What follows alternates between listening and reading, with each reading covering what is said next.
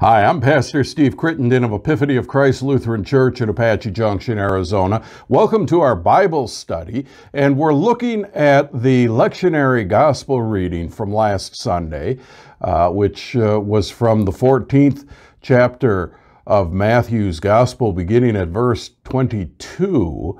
And before we begin, I just want to say that one of the things that I wish we could do, one of the things that obviously we could do when we were meeting face to face, when we were over in Friendship Hall doing this, is having questions that people can bring up. And I want to make sure to encourage you that you can email me questions. You can participate in this so we can have somewhat of a dialogue, though stilted and not immediate. But if you would use my email address, pastorstevecrittenden@gmail.com, and then what you can do is on Sunday, as you're reading, preparing for worship and reading the scriptures, as you're hearing the readings during that worship service, or hearing me say something during the sermon, jot questions down or jot down something that may bring to your mind, and then share it with us, and we can address some of those things. And I promise you that if you have that question, other people have that question too. We hear that all the time. When somebody raises their hand in our Bible study and asks a question, I inevitably hear somebody say, "Oh, I'm glad you asked that because I had the same question." And if you don't, if you aren't comfortable having yourself identified, then just let me know that you don't want to be identified. But I'll say that this was something that somebody brought up, and you may have a question about something that that I wasn't focused on. And that gives the opportunity for us to expand our conversation about these lessons and these scriptures that we look at. And so that's what I want to do with our reading from Sunday of this story that we call the story of Jesus walking on water. And so what we'll do is begin with reading verse 22, and as we go through, I'm going to stop and just talk about some things that are going on here.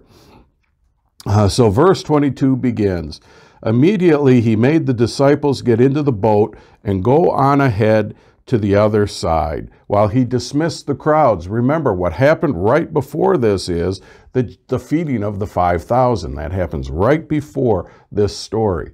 And so after they fed everybody and collected up all of the leftovers, immediately he made the disciples get into the boat. It's really important here, this word made. Jesus made the disciples get into the boat and go on ahead of him. The word that is translated here as made means compelled. It means more than forced them to do it. It really has, in the Greek, it has the meaning of that he compelled them to do it because it was necessary that they do it. And we're going to talk about that necessity here in just a minute. After he had dismissed the crowds, he went up to the mountain by himself to pray. We see that Jesus has been doing this. Jesus so often tries to get away by himself to pray, and there are things that interrupt him being able to do this. And scripturally, when we see in the Old Testament the imagery of somebody going up a mountain, that is, the idea is that they're going up to be closer to God. They go up. With the Moses story, Moses goes up the mountain, has his interactions with God, and then comes back down the mountain to tell the people what it is that God had to say. And so we see this happening here in verse 23. Jesus dismisses everybody and then goes up the mountain by himself to pray. When evening came, he was there alone, but by this time the boat, battered by the waves, was far from the land, for the wind was against them. So we see here that the wind is working against those that are in the boat. as opposed to pushing them towards shore as they want. Excuse me. What we see here is the wind is keeping them from getting to shore. And early in the morning he came walking toward them on the sea. But when the disciples saw him walking on the sea, they were terrified, saying, "It is a ghost." And they cried out in fear. But immediately Jesus spoke to them and said, "Take heart, it is I, do not be afraid." I want you to notice here the second use of the word immediately. This is a word that Mark uses, we see used a lot in Mark's gospel, because Mark's gospel is kind of really fast-paced. And so there's a lot of this word, use of this word immediately. But here Jesus uses it again. They got done with the feeding of the 5,000. Immediately Jesus put them into the boat. And here they see him walking across the water, and they have fear. And immediately he says to them, "Take heart, it is I, do not be afraid." We need to stop here for just a second and look at this phrase, it is I. Because actually in the original Greek, it has more of the form of I am. I am I, as opposed to it is I. And that takes us back to the naming of God, the name that God gives God's self back in Exodus. Remember, as I talked Sunday in the sermon about the narrative arc within the Gospel of Matthew, we have to also remember that what is happening in these Gospels is also related to the narrative arc that begins with the creation story and begins in our Old Testament. In this case, if we go to the 3rd chapter of Exodus, this is when Moses is having his interactions with God. In chapter 3 of Exodus, verse 6, God says, "I am the God of your father." Later in that same chapter, we have this interaction, beginning at verse 13. "But Moses said to God, if I come to the Israelites and say to them, the God of your ancestors has sent me to you, and they ask me, what is his name? What shall I say to them?" Now remember, it wasn't until the Age of Enlightenment, it wasn't until the 17th century that it occurred to somebody there wasn't a God. Everybody always believed in gods, the existence of gods, and many gods. The Abraham story that we read is the beginning of this monotheism, where there's just one God. And we're still struggling with that. And Moses is saying, all right, when I tell the people that their God talked to them, who should I say this is? And God responds here at verse 14. God said to Moses, "I am who I am." All right? This is a very similar rendering. Now, in the Hebrew grammar, actually would allow a number of ways to interpret this or to translate this. God could be saying, "I am who I am." God could be saying, "I am who I will be." God could be saying, "I will be who I will be." And God could be saying here, "I am who I will be." All of those would be accurate ways of translating this. The point is that it is this "I am" that is so important. God is saying, "I am," and this is in Exodus 3, but back in our gospel reading, that's what Jesus is saying. As he's walking to them on the water, and they are confused about what it is they see, Jesus identifies himself as "I am," and then tells them to not be afraid. Peter answered him, "Lord, if it is you, command me to come to you on the water." And he said, "Come." So Peter got out of the boat, started walking on the water, and came towards Jesus. But when he noticed the strong wind, he became frightened and beginning to sink, he cried out, "Lord, save me." Now, what we have to do here, and I talked a little bit Sunday about the frustration that I have around this gospel of glory. And let me just say this sort of as we talk about that. When I was a kid, the superhero I most liked was Superman. I wasn't much of a comic book reader, but I liked watching the TV show Superman. And who doesn't want to do what Superman can do? Superman can fly, he can have bullets bounce off him, and he's always the strongest person in the room. And one of the things that we see is that Superman and the other superheroes, they help people who can't help themselves. And if we really pay attention to the stories that they're telling, what we see is that Superman is helping people who are being taken advantage of by somebody else. And so Superman comes and helps them. And so then what we see is, and this isn't my great thought, there's been a tremendous amount of literature written about this, that the superheroes become messianic figures. They become Christ-like. Now, you'll remember when we started our conversation about heaven and hell, talked about the influence that literature had on God's people as they were exposed to the literature of other cultures. When they went away into captivity in exile, they were exposed to Babylonian literature, and they were exposed to Persian literature, and it affected their understanding of their scriptures. Later, they were exposed to Greek literature, and it affected their understanding of their scriptures. And I argue that in the exact same way, what we see is that this superhero Messiah thing has flipped. And the way that it has flipped is that we no longer look at our superheroes as being Christ-like, but we've begun to look at Christ as being a superhero.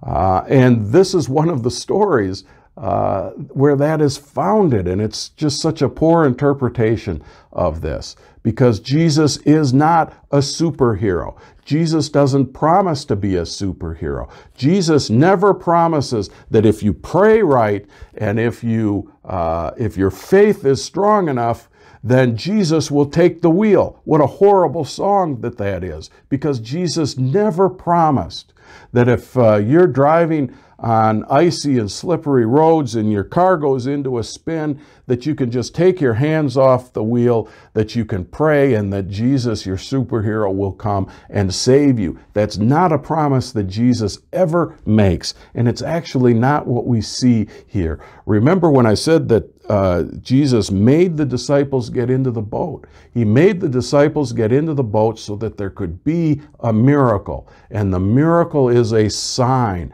A miracle is something that points to something other than itself. So in this miracle, in Jesus walking across the water, in what we see here, if we limit our understanding of this story to the story itself, then we don't get the depth of meaning out of it that the author, that Matthew intends, and that clearly Jesus intended for us to get, because he made the disciples get into this situation. And so we have to look more deeply into what it is that's happening here. And to do that, we have to understand that in ancient Near East literature, water was seen and used as a literary device to point to chaos, to point to threat and danger. And that's as true in Scripture as it is in other forms of literature. And I tend to believe that Jesus's disciples, as they thought back about this, certainly Matthew's readers, as they encountered this story, it would have brought up to them Psalm 69. And in Psalm 69, we get to see the symbolic meaning of water and flood and the chaos that comes around that. So I'll invite you to turn to Psalm 69, And I'm going to read from the first verse of this, all right? And see if you hear echoes of the story in Matthew. The very first words of Psalm 69 are Peter's plea in our gospel story.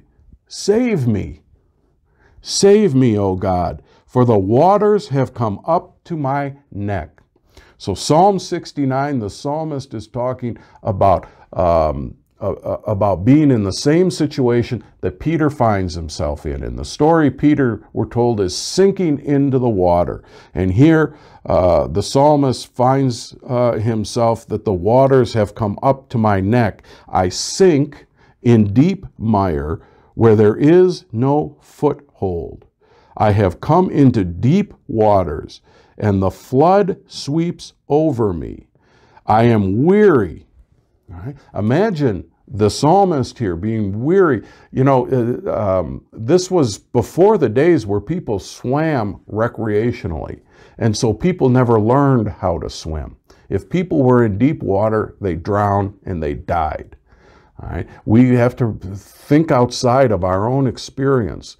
You know, perhaps you learned to swim because your family taught you how to swim. It was a fun activity. Maybe your parents took you to the Y for swim lessons or somewhere else.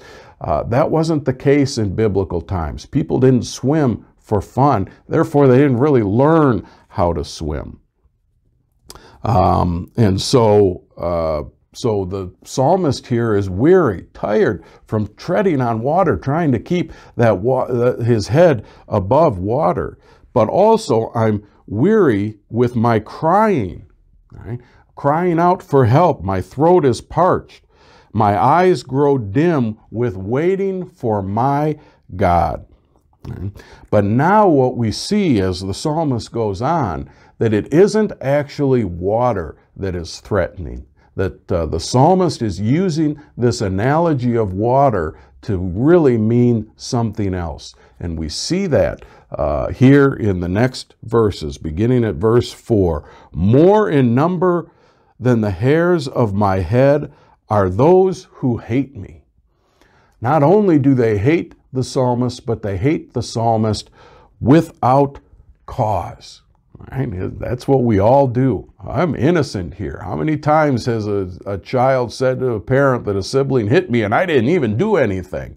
And we know that that isn't at all true. By the way, this is one of the Psalms that's attributed to David, to King David. We know that it couldn't have been King David who wrote this because there's too many references to the time of exile later in this psalm. But yet we can hear King David saying this. And so even if we assume that it is King David, David is saying that he has enemies who hate him without cause. All right. Many are those who would destroy me, my enemies who accuse me falsely. Right? Now, I would imagine that Bathsheba's husband's family, Uriah's family, would not agree that they are his enemy without cause. He had Uriah killed. All right. What I did not steal, must I now restore? So we see here, I raise up this Psalm 69 in part because what we're seeing happening here is that the psalmist is describing a situation that that Peter now finds himself in, but it's an analogy. All right, it's pointing to something else, and it's pointing to the chaos of the world around him. And so, as we're looking at this story of Jesus walking on the water, then we have we get to see that there's more to this story than merely that Peter is sinking in water. What we see is that the disciples, kind of personalized as Peter, are in chaos. We need to think again of the creation story. The first creation story we read in Genesis is that the world is sort of chaos, and it is the breath of a wind from God that blows over the waters and starts organizing, giving order to that chaos. In the same way, the world in which the disciples live is chaos. It's the chaos that we see in this water, and it's a threat to their lives. It is a threat to them having the life that God wants for them. And it's Jesus who saves them out of that. So if we stop thinking about Jesus as the superhero that will keep bad things away from you, if your faith is just strong enough and you pray the correct way, then what we see is that Jesus is, that part of salvation is Jesus providing us with ways to live in the midst of the chaos that from time to time for all of us seems like it's going to overtake us, seems like it's water that's going to drown us. When we see a story like this, let us see that that even though Jesus takes him out of the boat and puts him out of the water and puts him into the boat, and then suddenly the seas are calm, all right, what we know is that Jesus doesn't promise that that's what's going to happen. Jesus never promises that if your faith is strong enough, if you keep your eye on Jesus, then bad things won't happen to you. Even though that's the shallowness of the way this story so often gets talked about, it's not what we see happening here in this story. This is a story of a miracle in which Jesus is saying that the life of a Christian is a life that is lived in a world that is chaotic, because as opposed to the breath of God that comes over the waters, the Spirit of God in Hebrew and in Greek, the word that's translated as wind and as breath and as spirit is the same words. And so there's a spirit of evil that is churning the waters in the lives that we live. And there's a Spirit of God that's trying to do something else.